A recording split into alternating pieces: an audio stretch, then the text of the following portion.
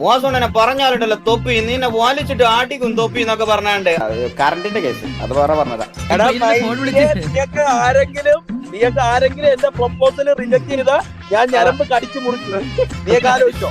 അതിന് മുമ്പ് നമുക്ക് ഇത് നമ്മളെ പുത്തൻ വണ്ടിയാണ് കേസ് എല്ലാവരും കാണുന്നത്. പണിത് തീർന്നിട്ടില്ല, കുറച്ചുകൂടെ ഒന്ന് ഇതാക്കാനുണ്ട്. അപ്പൊ നമുക്ക് ഇതിനകത്ത് ടയറിന്റെ ഉള്ളിൽ ടയർ എന്നാണ് കേട്ടോ. അപ്പൊ നമുക്കൊന്ന് നോക്കാം 2 ടയർ ഉണ്ടോ നോക്കാം. കുഞ്ഞി ടയർ അതെന്ത് ടയർ ഇരട്ട വെച്ചതാ? അല്ല അത് ചിലപ്പോ അതായിരിക്കും. അത് മാരിയല്ലേ പണിത് ഹലോ, ഈ മറ്റേ കൊക്ക് താറാവ് അതൊന്നും ഇവിടെ വേണ്ട. നമ്മൾ കാര്യം പറയുമ്പോ കാര്യമായിട്ട് നിങ്ങൾ കേൾക്കണം. ആവശ്യമില്ലാത്ത ചാറ്റൊന്നും വേണ്ട. കാര്യം ഇവിടെ പറഞ്ഞോണ്ടിരിക്കില്ല നമ്മള്.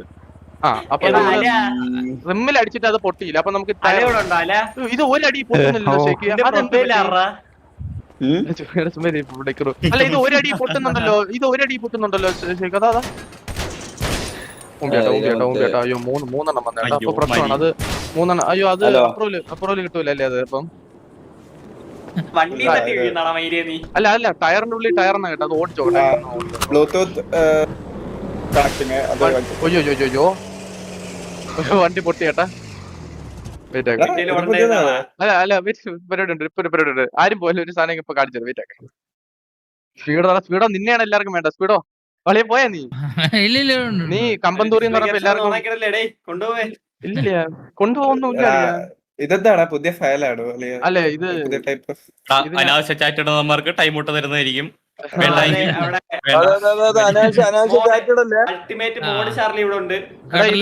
നമ്മളെ ചാറ്റൊക്കെ കൺട്രോൾ ചെയ്യണം. നമ്മളെ ഇതൊക്കെ കൺട്രോൾ ചെയ്യണം ചാറ്റൊക്കെ, മനസ്സിലായില്ലേ? ഇല്ലെങ്കിൽ ഞാൻ എന്റെ എങ്ങനെയാണ് ഞാൻ എന്റെ നടപടിയിലോട്ട് നടക്കും. ഒരു ചാറ്റുമാണ് കമ്പന്തൂറിയുടെ അപ്പന്റെ അണ്ടിന്ന്. ഇതൊക്കെ എന്താ എന്താണ് ചാറ്റി എന്നാണ് ഇങ്ങനെ അണ്ടിത്തരം പറയുന്നേ? അനാവശ്യ വർത്താനൊന്നും പറയല്ലേ. ഇതെന്താടാ ഇത് ഞാൻ ബുള്ളറ്റ് പ്രൂഫ് ആക്കിയത് ഇപ്പൊ മനസ്സിലായി. നമുക്ക് അറിയണമല്ലോ എങ്ങനെയാന്ന്. പഠിക്കണ്ടേടാ, ഞാൻ പുതിയതല്ലടാ ഈ ഫീൽഡിൽ. പഠിക്കണ്ടേ എങ്ങനെ വണ്ടി പണിയണേന്ന്. എന്തുവാടാ പറയണേ? നോക്കട്ടെ ഞാൻ നോക്കട്ടെ. ഇപ്പൊ പൊട്ടുന്നില്ല കേട്ടോ. ഇപ്പൊ കൊറേ ഓടുന്നുണ്ട് കേട്ടോ വണ്ടി. പൊട്ടിയേട്ടാ പൊട്ടി. ഇതാണ് അവര് പറഞ്ഞത്, ടയറിന്റെ ഉള്ളില് ടയർ. അതാണ് കേസ്. ഇതിപ്പോ ടയറിന്റെ ഉള്ളിൽ ഒരു ടയറും കൂടെ ഉണ്ട്, മനസ്സിലായില്ലേ? ഇപ്പൊ അതാണ് കാര്യം, മനസ്സിലായി? ചില നോട്ട് ചെയ്ത് വെച്ചേ. അതെ ചില നോട്ട് ചെയ്യുന്നുണ്ടോ? എല്ലാം കൃത്യമായിട്ട് നോട്ട് ചെയ്യുന്നുണ്ട്. അപ്പം ഈ വണ്ടി അപ്രൂവൽ അല്ല, ഇത് റിമൂവ് ചെയ്യണം. ഇന്ന് റീസ്റ്റാർട്ട് റിമൂവ് ചെയ്യണം. ഇത് കറണ്ടിന്റെ കേസ് കുറെ എണ്ണത്തിന് ഇന്നലെ 11:15 കറണ്ട് ഇല്ല. ആ ഒരു ഇഷ്യൂസ് എന്തായാലും ഇലക്ട്രിസിറ്റി ഇല്ലാത്തതുകൊണ്ട് കുറെ പേർക്ക് കയറാൻ പറ്റൂല. നമ്മൾ ഈ ഒരു സിറ്റുവേഷൻ ഡ്രോപ്പ് ചെയ്ത് കഴിഞ്ഞ് നമ്മൾ പ്ലേയേഴ്സിനെ അവിടെ കണ്ടവന്മാരെ അടിക്കും എന്നുള്ള രീതിയിൽ എന്തും ചെയ്യാന്നുള്ള രീതിയിൽ നിൽക്കുന്ന സമയത്ത് ഒരു 12 ആയപ്പോഴാണ് എല്ലാവരും തിരിച്ച് സിറ്റി കയറണം. അപ്പോൾ തന്നെ എല്ലാവർക്കും തിരിച്ച് കറണ്ട് വന്നോണ്ടാ. ഞങ്ങൾ ആ സമയത്ത് ലൈവ് ഇടണമെന്ന് കരുതിയിട്ടല്ല, നമ്മളൊപ്പം നിൽക്കണ ഓരോരുത്തരെ ഇതേമാതിരി ടോർച്ചർ ചെയ്യണതോ ഇതേമാതിരി മുതുക്കിൽ ഇങ്ങനെ നിൽക്കണോ കണ്ടപ്പോൾ കറണ്ട് ഉണ്ടായ എല്ലാവരും തിരിച്ച് കയറി. അപ്പോഴും നമുക്ക് കയറാൻ ആകെ 26 ആൾക്കാരുണ്ടായിരുന്നുള്ളൂ 35-ല്. കുറെ പേർക്ക് വരാൻ പറ്റില്ല. ഇല്ലെന്നുണ്ടെങ്കിൽ ആലോചിച്ച് നോക്കൂ. കുറുപ്പൊക്കെ അല്ല പിന്നെ ഇത് നമ്മളോട് പറഞ്ഞിട്ടാണ് ഈ കറണ്ട് വരുന്നത്.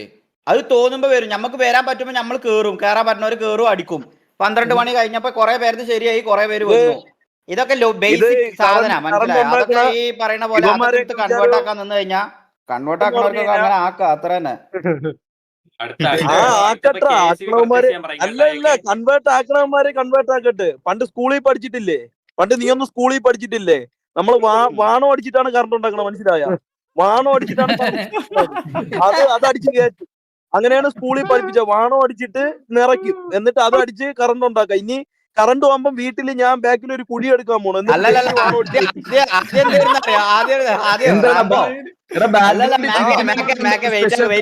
മിനിറ്റ്, ആദ്യം എന്തായാലും ഉണ്ടായെന്നറിയോ? ആദ്യം പറഞ്ഞു ഇവന്മാരൊന്നും തൊട്ടാ ഒരു കുണ്ണാളും കയറാൻ പോണില്ലായിരുന്നു. എല്ലാരും കൊണ്ട് കയറിയപ്പം അയ്യോ കറണ്ട് വന്നു, മനസ്സിലായോ? അപ്പൊ പിന്നെ കറണ്ടായി പ്രശ്നം. ഞാൻ പറഞ്ഞെന്ന് പറഞ്ഞാൽ സമയം കിട്ടണവരൊക്കെ ഒന്ന് മൂത്രം ഒഴിച്ചിട്ടോ വാണം അടിച്ചിട്ടോ എന്തെങ്കിലുമൊക്കെ ഒരു കുഴി നിറയ്ക്കും. എന്നിട്ട് നമുക്ക് ഇത്രയും പേരെ 35 പേരെ വീട്ടിലോട്ട് ഓരോ സപ്ലൈ വലിക്കുക. എന്നിട്ട് അങ്ങോട്ട് കറണ്ട് എടുക്കുക. അതേ ഇനിയിപ്പോ നടക്കോളെന്ന് തോന്നണം. സത്യം. ഇനി അടുത്ത അതിനുള്ള പരിപാടി വല്ലതും നോക്ക്. എന്താ വെച്ചാൽ ഏർപ്പാട് ചെയ്യേണ്ടി വരും. ഒരു ഡാം തുടങ്ങിയല്ലോ ഷെയ്ക്ക്. അതിനാണെങ്കിൽ മാരി തുടങ്ങിക്കോ. പിന്നെ നമുക്ക് നാളെ തന്നെ എന്റെ പണി തുടങ്ങാം. ഷെയ്ക്ക് നമുക്കൊരു ഡാം പർച്ചേസ് ചെയ്യാം പ്ലീസ്. ഇല്ല മാരി അടുത്ത് ഭാരത് ബെൻസ് ഇറക്കുന്നുണ്ട്. മിണ്ടല്ലേ, മാരി അടുത്ത് ഭാരത് ബെൻസ് ഇറക്കുന്നുണ്ട്.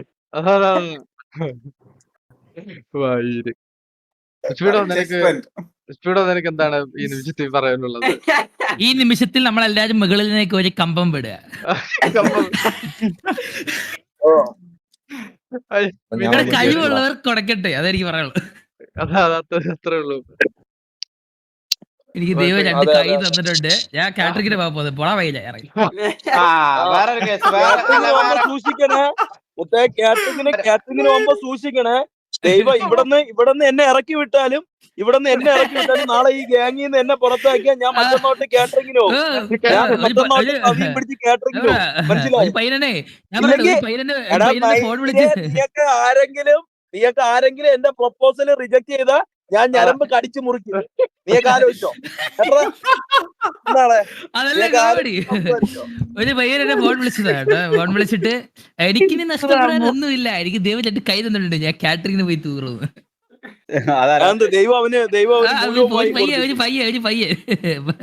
പയ്യന് മനസ്സിലായി കാണും. പേരൊന്നും പറയല്ലേ. പയ്യന്റെ പേരെന്തോന്ന്? കോയമ്പത്തൂരാ അങ്ങനെ എന്തോ കോണ്ടെക്സ്റ്റ് റിമ്മിലെത്തിച്ച് ഇവിടെ വരെ എത്തിയത്. വേറൊരു കാര്യം കൂടി ചർച്ച ചെയ്യണ്ട. ഒരു മിനിറ്റ് എടാ, വേറൊരു കേസ് പറയാനുള്ള എന്താ വെച്ചാല്, കുറെ പേര് ഇതേപോലെ ഈഗിളിന്റെ DMലൊക്കെ പോയിട്ട് വെറുതെ ആവശ്യമില്ലാതെ ട്രിഗർ ചെയ്യണതും തെറി പറയുന്നൊക്കെ ഉണ്ട്. എടാ, നമ്മളെ സൈഡിൽ നിന്ന് അങ്ങനത്തെ ഒരു പരിപാടി വേണ്ട. ഇത് നമ്മൾ പല പ്രാവശ്യം ലൈവിൽ പറഞ്ഞതാ. പിന്നെ ഇത് നിങ്ങൾ ചെയ്യുന്നത് നിങ്ങൾ ആരാ ചെയ്യുന്നത് നമുക്ക് അറിയില്ല. ഇനി അതങ്ങനെ ചെയ്യുന്ന ആൾക്കാരെ ഇതേപോലെ നമ്മളൊക്കെ എന്താ പറയാ, ട്രിഗർ ആകുമ്പോ നമ്മൾ പലതും പറയും. ഇപ്പൊ അതേപോലെയാണ് ഇപ്പൊ സൈഫറിന്റെ ഒരു കേസ് ഇന്നാൾ ഇപ്പൊ ഇതേപോലെ എല്ലാവരും പറഞ്ഞപ്പോ നമ്മളൊക്കെ ഇത് ഒരു പ്രാവശ്യം സ്റ്റോറി ഇട്ടിരുന്നു. സൈഫറിന്റെ കേസ് എന്താന്ന് വെച്ചാല് ഇതേപോലെ ലൈവിന്റെ അടിയിൽ ഇതേപോലെ സൂപ്പർ ചാറ്റ് ചെയ്താണ്ട് എങ്ങനെ ഒരു കോൺഫ്ലിക്ട് ക്രിയേറ്റ് ചെയ്യാൻ നോക്കിയതിന്റെ പേരിൽ ഓൻ ഇതേമാതിരി വിളിച്ചു വരുത്തി. അത് രാജുഭായിനോട് ഇതേമാതിരി എന്തെങ്കിലും പറയേണ്ടടി മൂത്തോക്കി പറയടാ എന്നുള്ള രീതിയിൽ ഓന് ഇതേമാതിരി സ്റ്റോറി ഇട്ടപ്പോ ഓന് VC വിളിച്ചുങ്ങാണ്ട് അന്ന് അശ്വിൻ ചേട്ടൻ അടക്കം എല്ലാവരും ഉണ്ടായിരുന്നു അന്ന് VCയിൽ അന്ന് പറഞ്ഞു തന്നെ. പക്ഷെ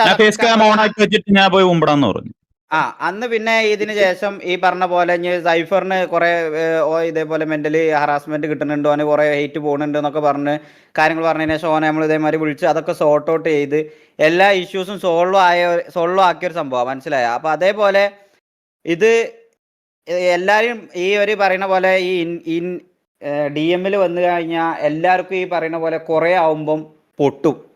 അപ്പൊ പലരും പല രീതിക്ക് റിയാക്ട് ചെയ്യും. അതിപ്പോ ഞമ്മക്കാണെന്നുണ്ടെങ്കിൽ പോലും ഈ പറയുന്ന പോലെ പൂറിമോനെ, കുണ്ണെ, തായോളി, തന്തയില്ലാത്തവനെ, മൈരെ, പൂറി എന്നൊക്കെ പറയാൻ ഞമ്മക്കും അറിയാം. പക്ഷെ ഇതൊക്കെ നമ്മൾ കുറെയൊക്കെ വേണ്ടാന്ന് കരുതി കുറെ നിർത്തുന്നതാ. മനസ്സിലായ? നമ്മളായിട്ട് മാറി നമ്മളായിട്ട് കുറെയൊക്കെ നല്ല രീതിക്ക് പോവാ, നല്ല രീതിയിൽ സംസാരിക്കാന്ന് കരുതിയിട്ട് കുറെ ഫാമിലി ഓഡിയൻസും കുറെ വേറെ കുറെ ഓഡിയൻസ് ഒക്കെ ഉണ്ട് എന്നുള്ളത് നമ്മളെ ഫാമിലി സർക്കിളിലും നമ്മളെ നാട്ടിലൊക്കെ ഈ പ്രശ്നങ്ങളൊക്കെ നമുക്ക് ഇറങ്ങി നടക്കുമ്പോൾ നമ്മൾ ഇതേമാതിരി മൈരും പൂറൂടനാണ് എന്ന് പറയുമ്പോൾ നമ്മളെ ഫാമിലിക്ക് തന്നെ അത് ബുദ്ധിമുട്ടാണ് എന്ന് നമ്മൾ റിയലൈസ് ചെയ്തുകൊണ്ടാണ് നമ്മളതൊക്കെ നിർത്തിയത്. ഈ പറയുന്ന രാജുഭായിനെ വരെ വിലക്കി. ഈ പറയുന്ന ഞാൻ ഉണ്ടല്ലോ ഏറ്റവും കൂടുതൽ ഞങ്ങളെ ഗ്യാങ്ങിൽ ഇപ്പോൾ റീസെൻ്റ് ആയിട്ടുണ്ട് അതിനൊരു ഇഷ്യൂ ആണ് VCയിൽ ആരും വന്നിരിക്കൂല എന്നുള്ളത്. എന്തെങ്കിലും ഒരു മിസ്റ്റേക്ക് കണ്ടു കഴിഞ്ഞാൽ ഞാൻ രാജുഭായിനെ ഇതേമാതിരി വിലക്കുമായിരുന്നു. രാജുഭായി അങ്ങനെ പറയണ്ട, ഇനി ഓൾക്ക് ബാഡാവും. ലൈവിലിരുന്ന് കണ്ട് ഈ പറയുന്ന പോലെ ആ പ്ലെയറിനെ മോശം പറയണ്ട, ഓൾക്ക് ബാഡാവും, അത് ഓൾക്ക് ചിലപ്പോൾ ഫീലാവും. രാജുഭായി വേണ്ടാന്നൊക്കെ പറഞ്ഞ് രാജുഭായിനെ ഞാൻ വിലക്കിയതിൻ്റെ പേരിലാണ് കുറേ എണ്ണം മടി പിടിച്ച് കുറേ സിറ്റുവേഷനും വരൂല. എന്തെങ്കിലും ഒരു മിസ്റ്റേക്ക് ഉണ്ടായാൽ അത് തിരുത്താനും അയക്കാതെ ഞാൻ കൺട്രോൾ ചെയ്തതിൻ്റെ പേരില ഈ ഗ്യാങ് കുറേയൊക്കെ ഇങ്ങനെ ഈ എല്ലാവരും മടി പിടിച്ചത് എന്നുള്ളത് അത് നമുക്ക് മനസ്സിലായി.